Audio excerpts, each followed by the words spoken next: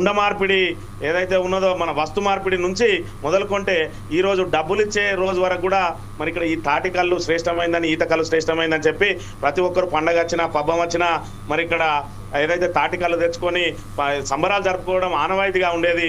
ఎప్పుడైతే గుడుంబ మహమ్మారి అంటే తక్కువ ధరకు మరి ఇక్కడ వీళ్ళందరినీ ఆకర్షించే ప్రయత్నం చేసిందో తెలంగాణలో మరి పనులు లేకుండా చిన్న చిన్న కూలి పనులకు పోయే వాళ్ళు ఆ తాటికల్లును తెస్తే వాళ్ళకు అది ఆ మత్తు సరిపోక గుడుంబాకు బానిసలైనరు. ఆ గుడుంబ అనేది ముందుగా చిచ్చు పుట్టింది. దాని తర్వాత ప్రభుత్వమే సారాయిగా మార్చింది. ఆ సారాయి కాస్త ఇప్పుడు ఒక్కొక్కరు మరి ఎవరికైతే ఆదాయం పెరుగుతున్నదో వాళ్ళందరూ కూడా మద్యం వైపు వెళ్ళిండ్రు. అదే మద్యం ఈ రోజు ప్రభుత్వానికి ఆదాయ వనరుగా మారింది. మరి ఆదాయ వనరుతోటి ఇప్పుడు ఎవరైతే ప్రజల జీవితాలతోటి ఆటలాడుకుంటున్న ప్రభుత్వాలు ఒకవైపు సీఎంఆర్ఎఫ్ అని ఇస్తా ఉన్నారు, మరోవైపు మరి ఎల్ఓసీలు అని ఇస్తా ఉన్నారు. మరి ఇక్కడ ఎవరైతే ప్రజల జేబుల నుంచే డబ్బులు లాక్కొని మళ్ళీ వాళ్ళకే ఏదైతే వైద్యం రూపంలో ఇస్తా ఉన్నారు, కానీ ప్రజలను ఎక్కడ కూడా మద్యం నుంచి మార్పించడానికి ప్రభుత్వాలు ప్రయత్నం చేయడం లేదు.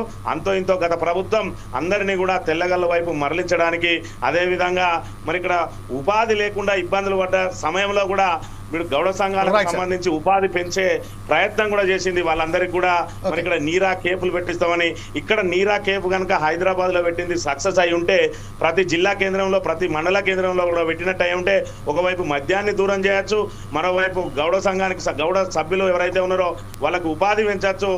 తర్వాత మిగతా ఎవరైతే పేద కూలీలు వాళ్ళు ఉన్నాయో వాళ్ళ జేబులు గుల్ల చేయకుండా కూడా ప్రయత్నం చేయవచ్చు అని చెప్పి గత ప్రభుత్వం అనేక రకాలుగా ప్రయత్నం చేసింది. కానీ ఈ ప్రయత్నం అనేది ఇంకా అంతతోటే సరిపోదు. ఆ కొద్ది సమయంలోనే మరి ఇక్కడ మనం దాన్ని విజయం సాధించాలి అంటే అది సాధ్యం కాదు పని సార్. అది రైట్ సార్. ఓకే.